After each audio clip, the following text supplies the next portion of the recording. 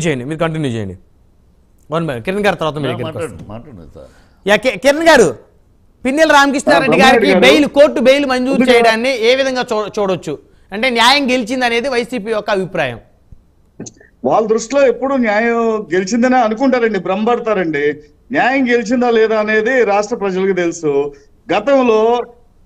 గతంలో ఇలాంటి సంఘటనలు ఎన్ని వచ్చినా సరే వాళ్ళు దాటవేత ధోరణితో ముందుంటారు.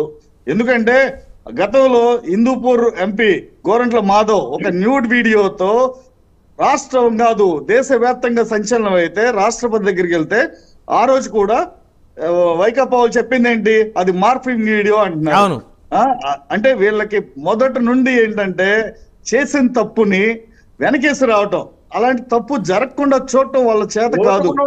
పిన్నెల రామకృష్ణారెడ్డి మాచర్లని భ్రష్టు పట్టించిన వ్యక్తుల్లో పిన్నెల రామకృష్ణారెడ్డి మొట్టమొదటి వ్యక్తి. ఇందాక ఈయన చెప్తున్నారు, చిట్టుబాబు గారు చెప్తున్నారు, ప్రజాదరణ లేకపోతే 4 సార్లు గెలుస్తాడా అని.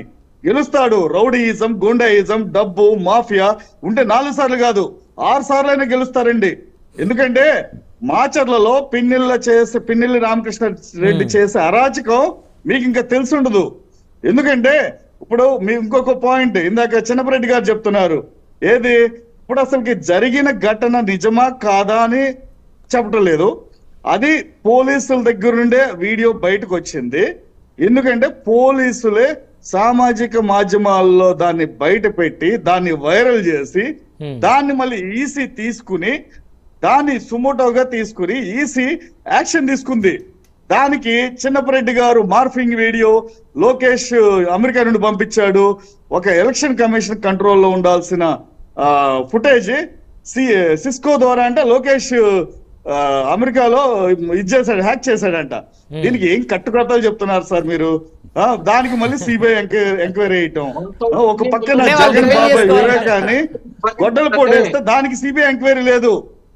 మళ్ళీ జగన్ రెడ్డి గారు అక్కడ లండన్ నుండి ఒక సందేశం ఇచ్చారు, ఏమని, ఈవీఎం లో పాము దూరిందంట.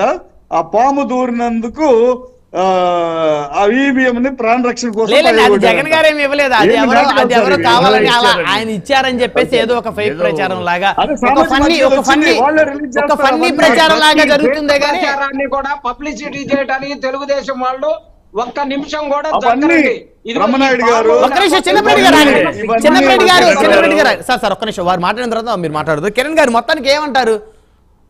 ఇప్పుడు court Pinnelli Ramakrishna Reddy counting polling దగ్గరికి వెళ్ళాడు. వెళ్ళి అక్కడ ఈవీఎం పగలగొట్టడం నిజం. ఆ వీడియో ఎలా వచ్చిందని కాదు, ముందు ఆ ఘటన జరిగిందా లేదా వైకాపా తేల్చాలి.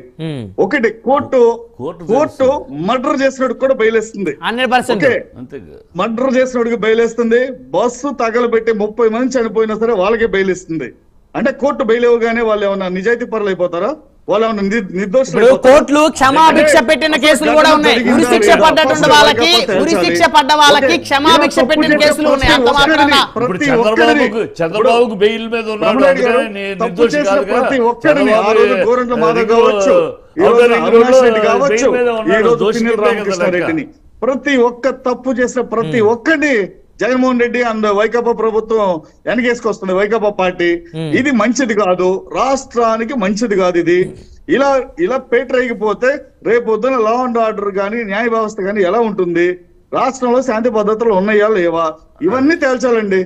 ఈ రకంగా ఒక ప్రజాప్రతినిధులే ఈవీఎంలు పగలు కొడితే రేపొద్దున సామాన్యుల పరిస్థితి ఏంటి? అంటే సామాన్యులకి ఏమి ఇస్తున్నారు? ఎన్నిక మీద ప్రజలకు నమ్మకం పోయే పరిస్థితి ఉంటుంది. నిజంగా మేము వేసిన ఓట్లతోనే ఇక్కడ ఎమ్మెల్యే గెలిచాడా లేకపోతే ఈ విధమైనటువంటి చర్యల వల్ల గెలిచాడా అనేటువంటి ఒక అభిప్రాయం ప్రజల మనసులో ఉండేటువంటి పరిస్థితి ఉంటుంది. భవిష్యత్తులో ఒక అభద్రతాభావం, మనం వేసిన ఓటు అసలు మనం వేసిన అభ్యర్థికే పడిందా లేకపోతే వేరే వాళ్ళకి పడిందా ఓటు? ఇప్పుడు బ్రహ్మనాయుడు గారు, ఇప్పుడు పిన్నెల రామకృష్ణారెడ్డి తప్పు చేయకపోతే పారిపోవాల్సిన అవసరం ఏంటి? ఆయన పారిపోలేదంటున్నారు చిన్నపరెడ్డి గారు. పిన్నెల గారు పారిపోలేదంటున్నారు. ఏంటి చిన్నపరెడ్డి గారు, పిన్నెల గారు పారిపోయారా? పోలీసుల ముందుకు వచ్చి సంజయ్ ఇవ్వాలి కదా, ఎందుకు ఇవ్వడు? బెయిల్ కోసం ఎందుకు అప్లై చేశాడు? అంటే అరెస్ట్ చేస్తారని భయమా? ఇలాంటి వాడిని అసెంబ్లీ అభ్యర్థత్వాన్ని రద్దు చేయాలి. ఫస్ట్ ఇలాంటి న్యాయ వ్యవస్థని ప్రజాప్రతినిధిగా ఉండకూడదు ఇలా తప్పు చేసిన వాడికి.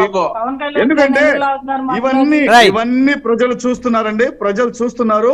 అవినాష్ రెడ్డిది కావచ్చు, గోరంట్ల మాధవ్ది కావచ్చు, పిన్నెల రామకృష్ణారెడ్డి కావచ్చు, ఇలా చెప్పుకుంటూ పోతే ఒక ఎమ్మెల్సీ అనంతబాబు కావచ్చు, అవును. ఇలా ప్రతి ఒక్కరిది దొరికి ఈ రోజున రాష్ట్రంలో అత్యధిక ముద్దాయిలు, ఏ కరెక్టే. అత్యధిక కిరణ్ అవినీతి గారు పరులు చెప్పేది ఉన్న పార్టీ కరెక్టే. వైకాపా పార్టీ. వీళ్ళు కావచ్చు, ఎవరు దీనికి కావచ్చు, ప్రజలు ఎలా ఓటేస్తారండి? అమ్మాయిలతో స్విమ్మింగ్ రేపు పూల్ పొద్దున లోకేష్ రేపు కావచ్చు, పొద్దున Right. అందరూ కూడా 4వ తారీఖున వైకాపా పార్టీని బొంద